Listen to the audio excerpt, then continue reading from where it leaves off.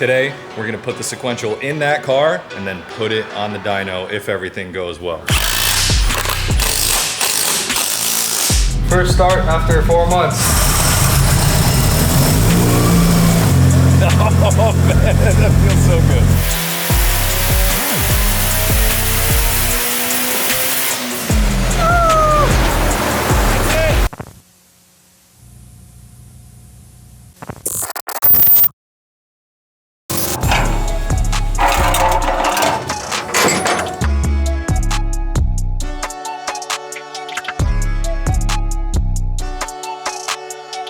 All right, we got Evo. Where'd you get an Evo from? Today is a big day. We are back at the Speed Lab, as you could tell, and this thing is on the lift. And what up, Ronnie? What's going on, guys? Good to see you again, man. So we are back today with this thing. That means the transmission is here.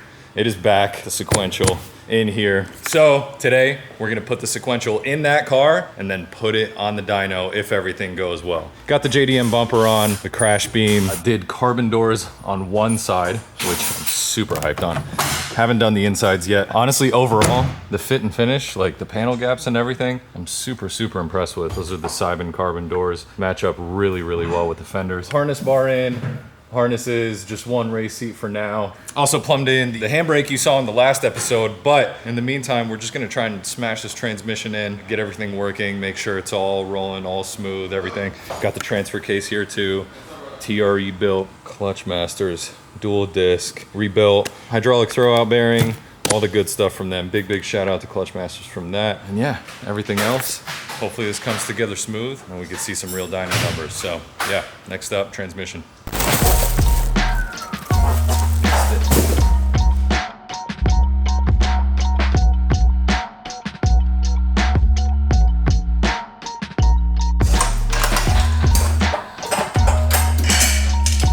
If you're an Evo owner, you know the pain already. Anytime you do a transmission or a clutch on these cars, it's a mission. It definitely is. Especially Right. if you have something like a twin disc. Right. So you're dropping the subframe, you're not pulling it entirely. Correct. I'm dropping it. Just have to be mindful of that actual like power steering lines and any other lines that might be in place. Then we got the ratchet strap coming from the back onto the sway bar here, and that's kind of pulling things back and keeping it out of your way.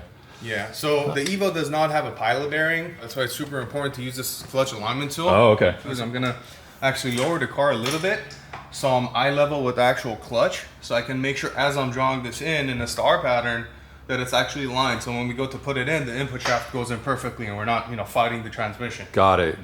These get torqued to 20 foot-pounds. That's it? Yeah, we like to, I mean, they're flywheel bolts. So yeah. It's essentially the spring pressure that's like holding pushing everything out. Nice. Got the Clutchmasters 850 in there, unsprung. But one of the things that I had to do over the little break that we had is all new ACD pump. Drop a picture somewhere in here of my old pump. That thing was so corroded. Cause see where it sits. When the bumper is on, you have like a big kind of just open duct that's cooling it off. But what that means is Utah, all the snow driving, all that salt water gets in through all these seals and crevices. Once we got it apart, I was like, man, this thing is just no good. Got that used one, but pretty good condition used one off of eBay Motors, and yeah, we're good to go. Yeah, and like a lot of Evo parts, hard to find, and from the dealer, you can't get a whole lot more that's new. So eBay Motors, they had it.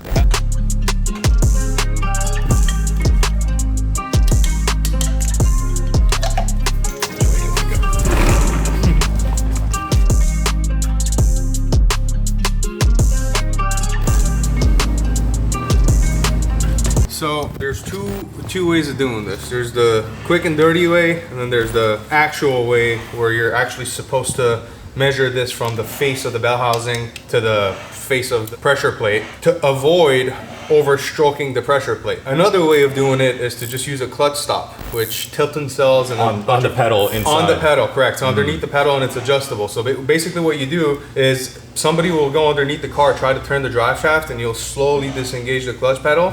So you find the point.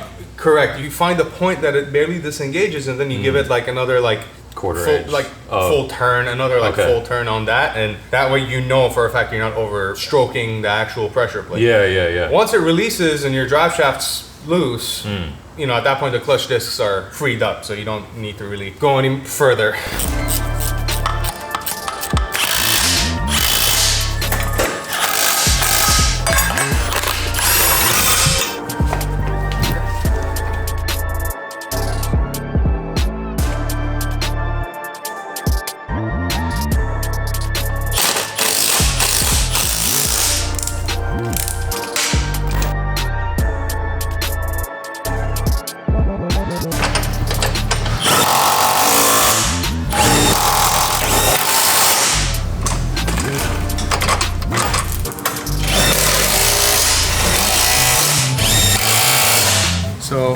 always mark the drive shaft.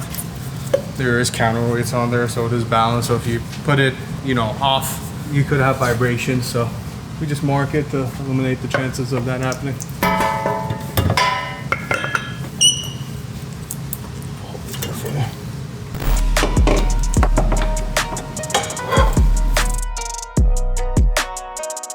Happy to see this back in. Transmission, drive shaft's hooked up, final touches. Axles, everything sitting proper now. This whole entire chassis leg was replaced on the car from the firewall forward. This part stayed the same, was a little more forward than OEM. The north-south bar, we had to modify a little bit. If you could see, Angelo cut this plate out, chopped the welds, moved it forward a bit, and drove it into there. Instead of actually hammering or knocking this part like backwards, we have a little more room, a little more breathing space. So figured it was way easier to move this than knock everything else back.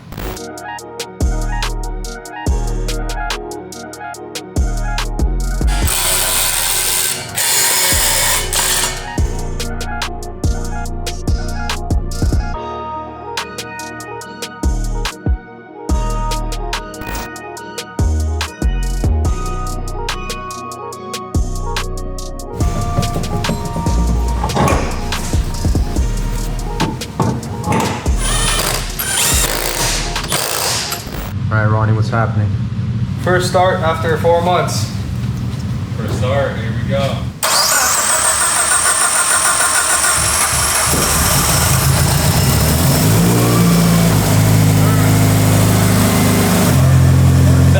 Oh man, that feels so good.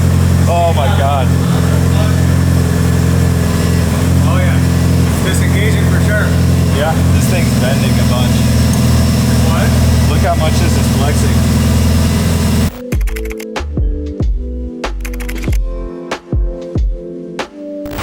Okay, go back. Nice. 4, 3.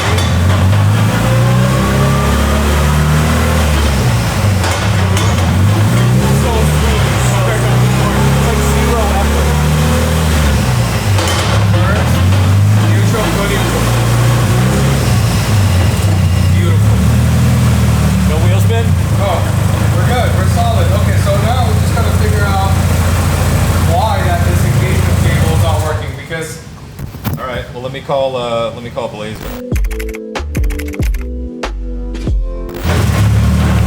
now if you try to do it, it won't let you.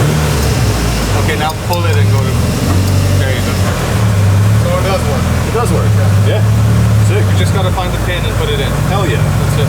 Woo! Solving problems. All right, as you can see, it goes through gears. The transmission works perfect. It's super smooth. I can't explain to you how like it's barely a touch. You just pull back a tiny bit, does not take much effort, and that thing clicks right into gear. We did run into a little issue. At first, when we plugged everything in, we weren't able to get in any gear. The shifter was just like, no matter how hard you pulled, it just wouldn't go into gears at all. I called my buddy Blaze. I blaze. He builds rally cars out of Chicago. He told me, hey, pull that lockout. There's like a lockout where you see that red lever on the shifter. That thing goes to a cable to the transmission, and there's like a plunger that when you pull it, the plunger goes up. It prevents you from, when you're clicking down like third, second, first, you can't go into neutral. Because if you think about it in a motorsport situation, you're going into a corner, you're clicking down the gears, you want to go all the way to first, you don't want to go neutral and then slam back on the gas and rev to the moon. So that lockout is there for that. Fortunately, when we put it back in, we didn't have the right size washer. We threw a couple washers in there, now it works perfect. The lockout works great, it shifts through all the gears as it needs to, locks you out of going into neutral. So it took a little bit of time, but thank you, Blaze, AKA Bajo, PPD Tuning out of Chicago, saved us on this one. So now, all we got left to do, full-on dyno session. But yeah, it feels so good. It's so sick. The transmission's so loud, the gear whine, the bang, bang, bang. Bangs, G-bangs. Everything I ever wanted out of this car is happening right now. So, fingers crossed, we do well on the dyno next.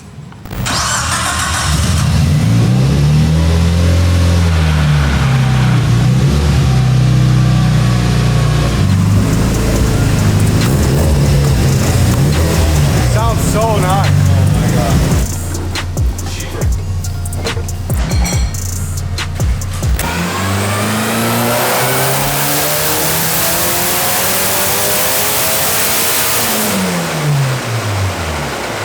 All right, first pull. Things are looking spicy. Spooling so early. Actually, it spooled a little too saucy at first. I had to pull cam timing out of it. Right now, at 7,000 RPM, it's making 465 at 10.5 AFR, which is pump gas AFR, at 3 degrees of ignition timing at 26 PSI. So the further you are from MBT, maximum brake torque, the more of a gain you're gonna have per degree of timing advance. Right now, each degree I add will pick up like 20, 25 horsepower. And then as you get closer to MBT, then it starts to drop to like 15, 10, and then you get to a point that you have diminishing returns. Right. I project that if I throw another 10 degrees of timing at it and we're at 13 degrees, boost is gonna drop down. Some of that combustion energy is actually spooling up the turbo. As we advance the timing, we're actually gonna get a drop in boost. So our wastegate springs were like 22 PSI. So I bet you if we add like 8 degrees of timing right now, after I run out the fuel table, we're probably gonna see 22 PSI and close to 600 horsepower. On this next pull? On this next pull.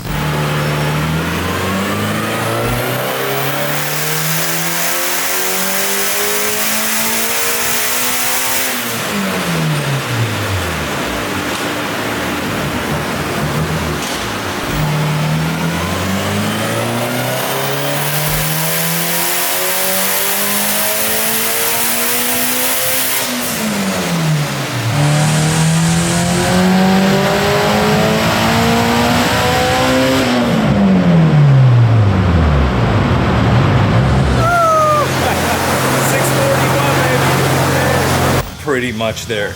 That last pull, so drama-free, nice clean pull, and then 640, 500 foot-pounds almost. How much boost was that? That was 30 PSI. We're going to break it. That was 30? Yeah. That was on setting number 2. Oh, okay. So trim pot setting 2? Trim pot setting 2, 500 foot-pounds of torque. Okay. I'm gonna make it hit a lot harder, so you have a nice like linear torque curve. Okay. But if you look at the air fuel, it's at 11 flat, so it's literally pump gas air fuel. So 11 AFR. 11 AFR. And this tank of E85 is like 3 months old, probably 4. Yes. And it's a hot day too. It's a hot day too, yes. So we're just gonna give it a little bit more sauce down low, so you hit a higher torque number and it's a more linear torque curve. I like that. Yeah, and then after that, we'll up the boost again.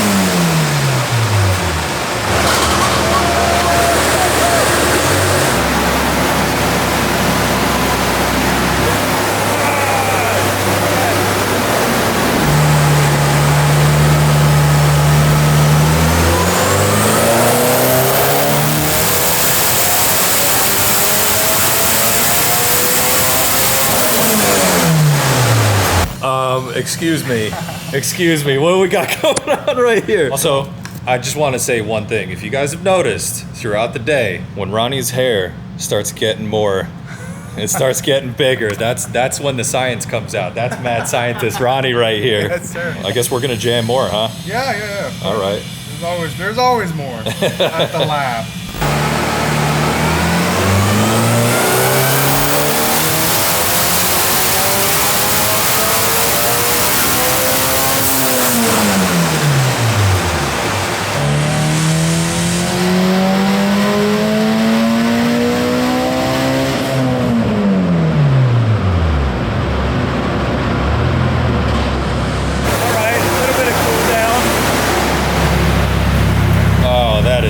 This was so smooth.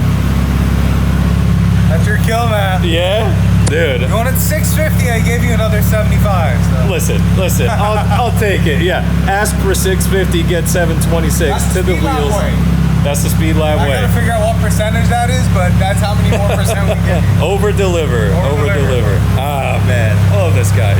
My dude, 726. 726, brother, yes. Woo! God, what a That's a day. nice number. What a day. Ups, downs, we figured out the whole thing with the transmission, but man, 726 to the wheel, and there's actually more. There's more in here, but we just ran out of time today. Yep, there is. If we go to a bigger hot side, there's definitely going to be more in it. As far as cams, you're only on S2s, and you are on quite a small frame turbocharger, so if you go to like S3s or some like Kelfer 280s, Yeah. this is an 800 horsepower setup with the current turbo, probably with the current hot side, like 780, 790. Another thing is the Skunk 2 is not ported. If you go to a ported Skunk 2 intake manifold, you're going to pick up quite a bit of power right there. Or if you go to like a Magnus, you'll pick up power where you're going to lose some down low, which is something you don't like to do. Right, exactly. The biggest thing for me is the fact that it can make this power over and over and over again, and I have all the trim switches and everything. So while it is nice to get a big number and it's super tempting, I might get a little G35. We'll see later on. But for today, getting this car running after everything we've been through, the first time this car is going to move under its own power since 2017. Ah, God, it feels so good. I can't thank you enough, dude. Thank you Incredible, for allowing me to be incredible a part work. of this build. Absolutely. man. This is the beginning of our journey, but man, it feels really, really good. So I'm gonna take this thing back to Hoonigan now, dial in a couple little things. You know, I got the carbon doors on this side, not on the other. Gonna get the passenger seat in, get the harness bar set up. A lot left to do, but this is one of the biggest steps. I absolutely can't wait to drive this and see what it feels like, but that's for another video. But for now, thank you for watching.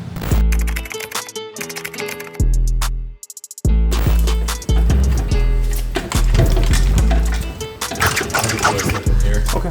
So like I was smart. I would make sure that this jack pedal Was towards on me. your side.